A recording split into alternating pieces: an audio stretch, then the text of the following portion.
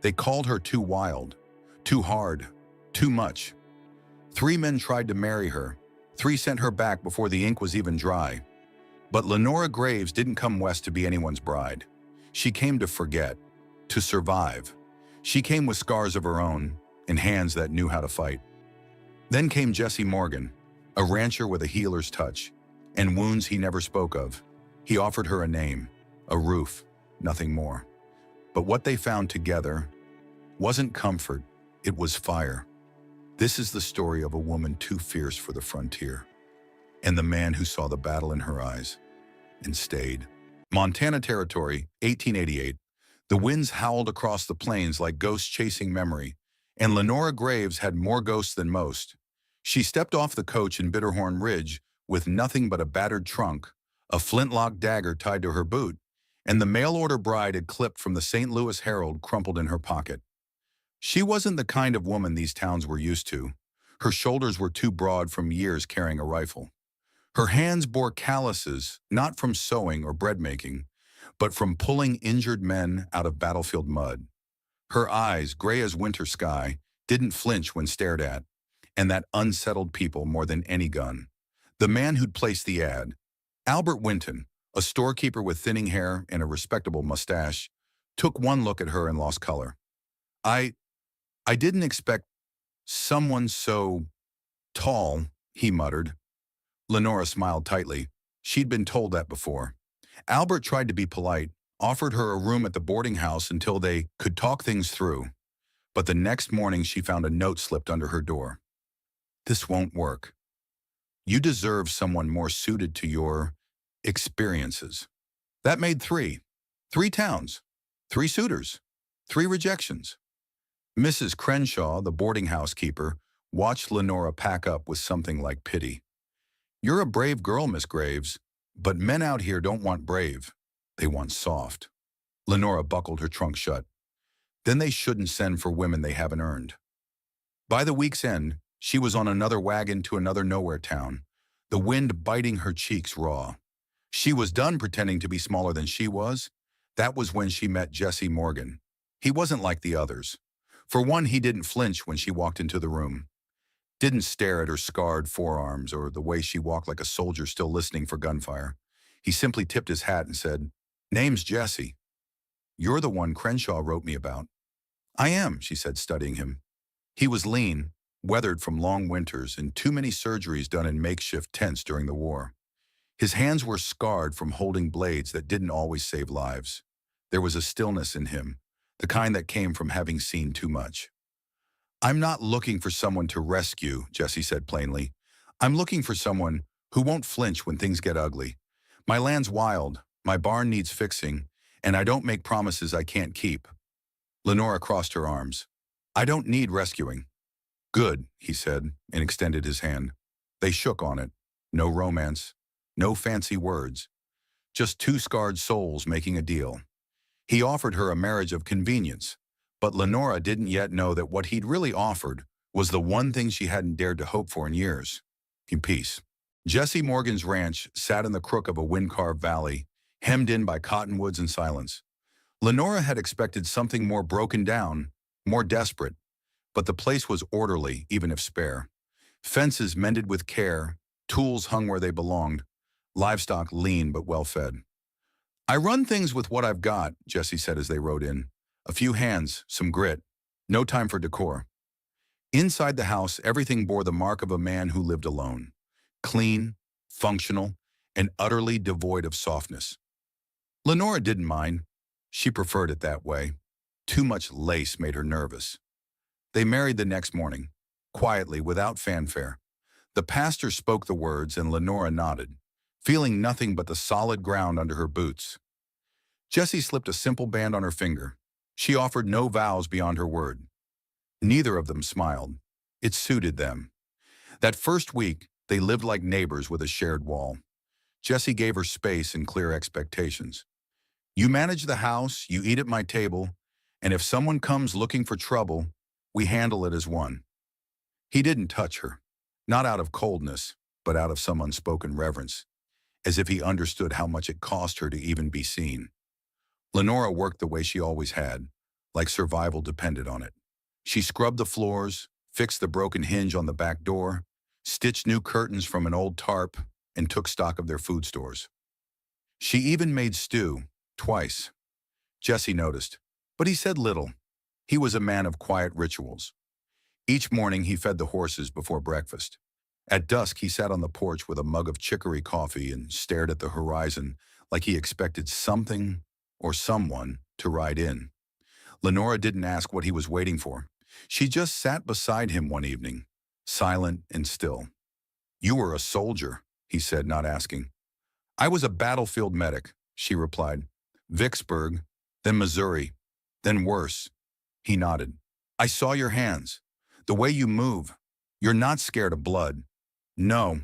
He sipped his coffee.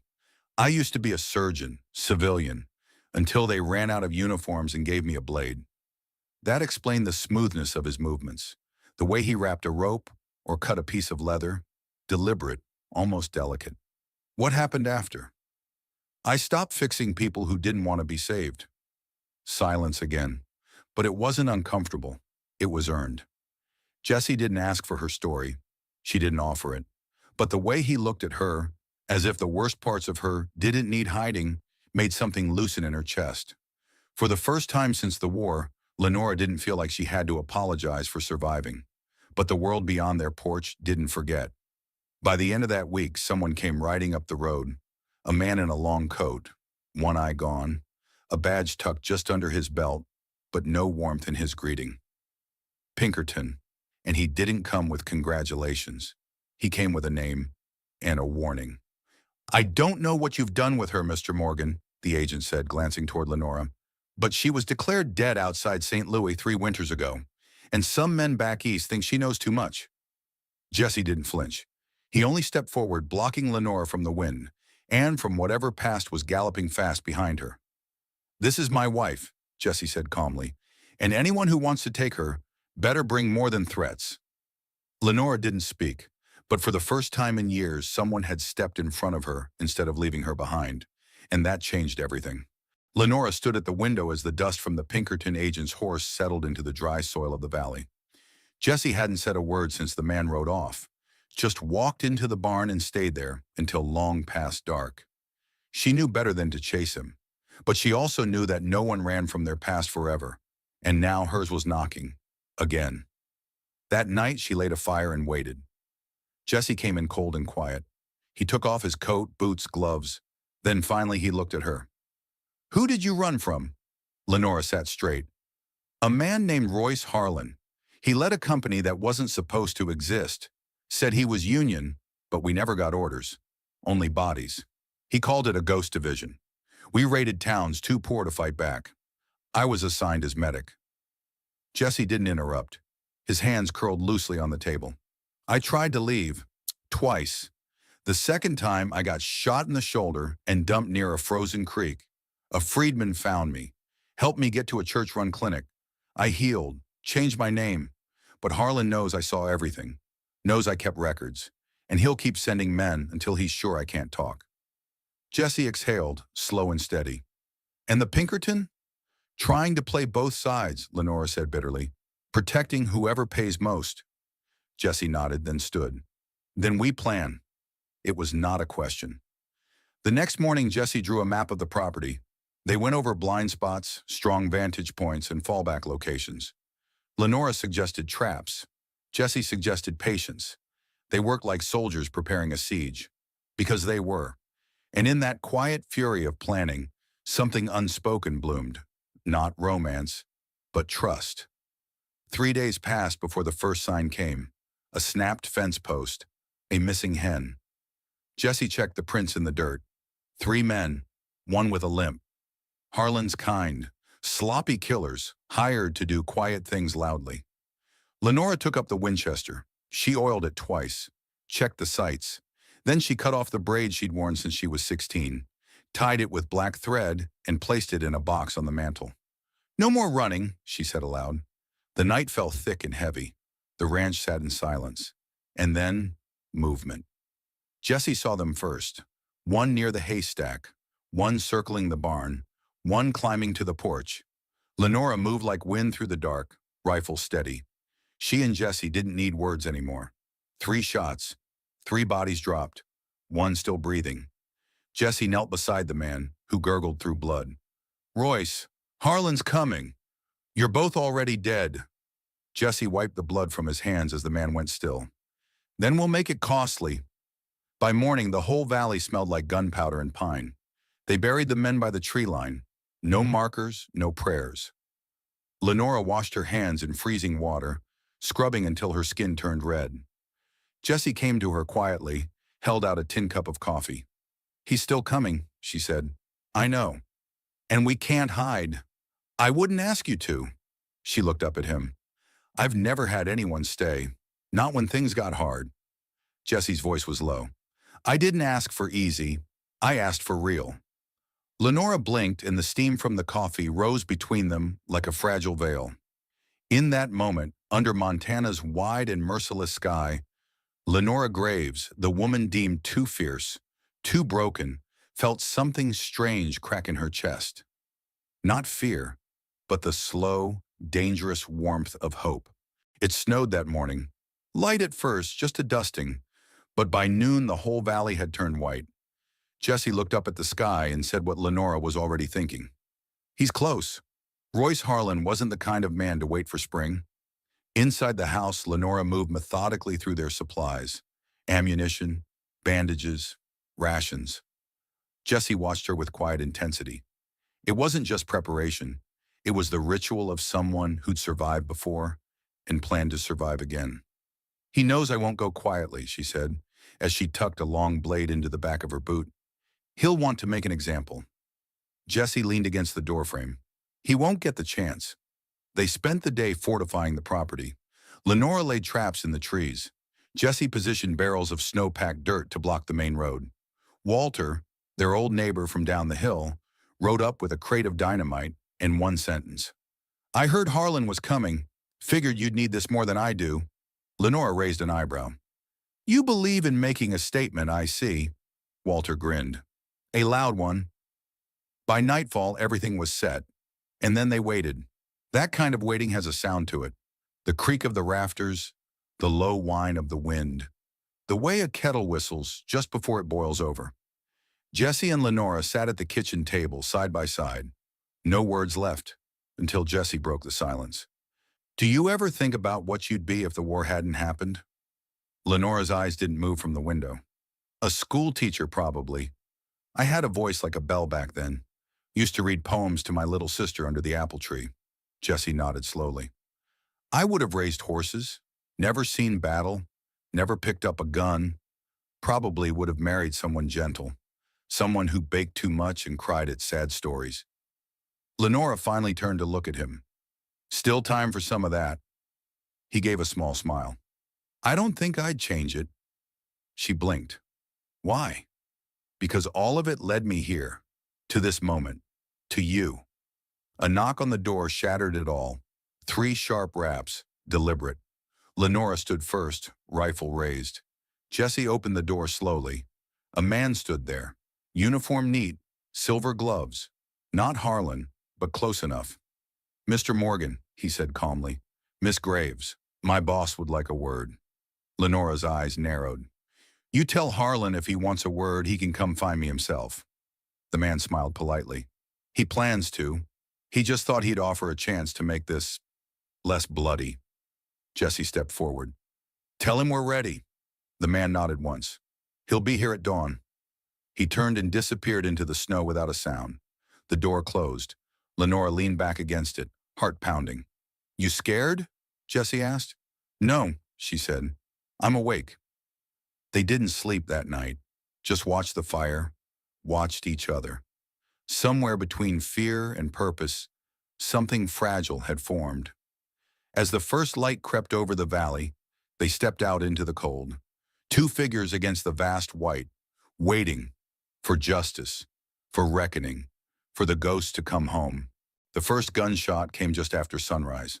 It echoed through the valley like thunder, stirring the crows from the trees and silence from the land. Jesse was already in position behind the reinforced barn wall, rifle trained on the tree line. Lenora crouched low in the loft, watching the southern path through a narrow slit in the boards. 5 of them rode in. Royce Harlan wasn't among them. Not yet. The 5 were scouts, ex-military by the way they moved. Not amateurs, but not careful enough. Lenora fired first. The shot cracked through the morning stillness and dropped one of the riders before the others had dismounted. Chaos erupted. Jesse's rifle roared, sharp and precise. The second man fell into the snow. The rest ducked for cover, returning fire with blind rage. Bullets split wood and shattered glass. Lenora moved like a shadow, descending from the loft and sprinting to the root cellar entrance behind the house. She emerged behind the attackers, flanking them with brutal efficiency. 2 more shots, 2 more bodies, then silence, except for a slow, deliberate set of hoofbeats. Royce Harlan rode into the clearing like a man arriving to a party he was sure he'd win. He wore a black coat over a Confederate cavalry uniform, medals still pinned to his chest like ghosts of old sins. His mustache was trimmed, his gloves pristine, and his rifle rested across his lap like a king's scepter. Lenora stepped into view, her hands at her sides. He dismounted with the grace of someone who'd done it 1,000 times. "Lenora Graves," he said, voice smooth as snake oil. "You never did know when to lie down." She didn't answer. Royce tilted his head toward Jesse. "And this your new man? Heard you had a thing for broken soldiers. Guess we all find comfort in what reflects us." Jesse didn't blink. "I'm not the one hiding behind dead men," Royce chuckled. "You think this is over? This is just the beginning. The railroad wants this land. You've made too much noise. You and your war bride. But I'm going to put the both of you in the ground nice and quiet and call it justice." Lenora finally raised her rifle. "Try." The shot came before he could even lift his weapon. But he was fast. Too fast. Her bullet grazed his shoulder, spinning him, but not dropping him. He rolled, firing blindly. Jesse took a hit to the leg and dropped behind the fence. Lenora charged. No cover, no second shot, just rage. She tackled Royce with the force of years of fury, knocking his rifle free and sending them both into the snow. He punched, she elbowed. He pulled a knife. She bit his wrist until the blade dropped. They rolled, fists and blood and breath in the white silence. Then, her hands around his throat. He choked out, "You'll never be free. They'll always come." Lenora pressed harder, voice steady. "Then I'll keep sending them back in pieces." His eyes widened, then stilled. She rolled off, chest heaving. Jesse limped to her side. "You good?" She looked at him, hands trembling. "No." But she didn't cry. She stood. Together they burned the bodies. Not for vengeance, for warning. By the time the sheriff rode up 2 days later, the story was already spreading. A battle-hardened woman and a quiet rancher who stood their ground against the last remnants of war. Justice wasn't served, it was taken. Spring came late to the valley that year. The snow didn't melt so much as surrender, slowly, stubbornly, until patches of earth peeked through like bruises healing after a long fight. Life returned in cautious steps, birdsong in the morning, green shoots near the porch, the river thawing into motion. Inside the house, Lenora sat at the window, sharpening her knife with slow, methodical strokes. Not because she needed to, but because it helped her remember she was still here. She had survived, not just the shootout or Royce or the war behind her, but herself. Jesse entered quietly, limping still, though he'd given up the cane weeks ago. "They posted the new land registry," he said, holding a folded sheet of parchment. "We're clear.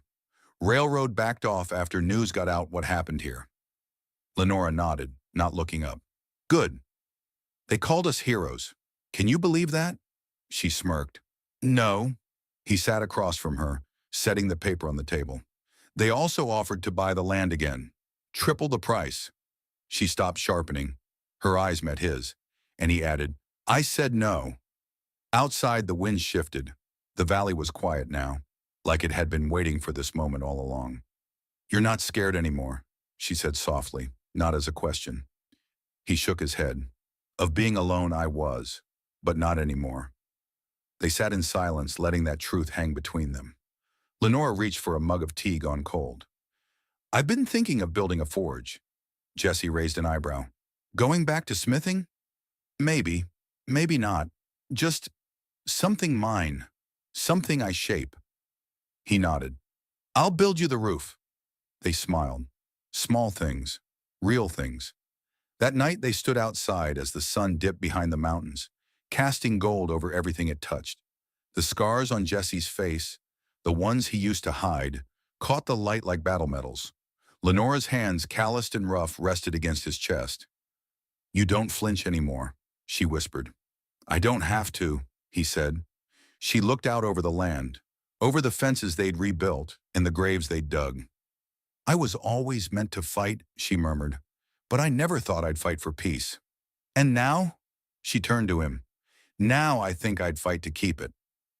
He kissed her, not with urgency, but with certainty. Later, as the stars blinked open across the sky, Jessie wrapped a blanket around her shoulders and sat beside her on the porch. You ever think, he said quietly, if those men hadn't turned you away, you'd be living a very different life right now? Lenora looked at him with a calm fierceness that had once driven men to fear her.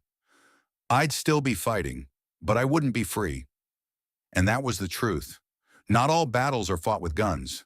Some are fought with trust, some with love, some with the choice to stay when leaving would be easier. And Lenora Graves, the warrior bride no man thought he could handle, had found the only one who never tried to tame her, only to stand beside her, and together they stayed. And so, across these unforgiving lands, another tale drifts away with the wind. If this quiet courage, this stubborn heart touched you in any way, leave a like, share your thoughts in the comments, and pass this story on to someone who needs it. Don't forget to subscribe, because out here there are still so many truths left to tell, each one carved from pain, hope, and dust. This is Wild West Stories. Thank you for watching.